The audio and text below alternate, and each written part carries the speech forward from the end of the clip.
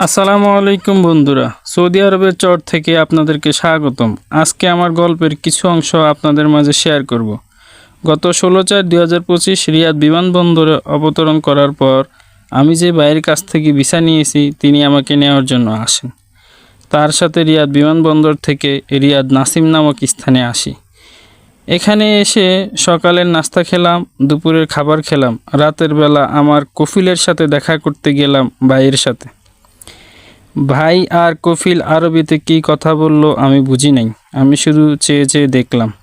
ভাই আর কফিলের সাথে কথা বলে যখন বাইরে আসলাম তখন ভাইকে বললাম, কফিল কি বলল? ভাই বলল, এখন তো মাসের মাঝামাঝি সময়, এই মাসের শেষে আগামী মাসের 1 তারিখে তোকে কাজে যোগ দিতে বলছে।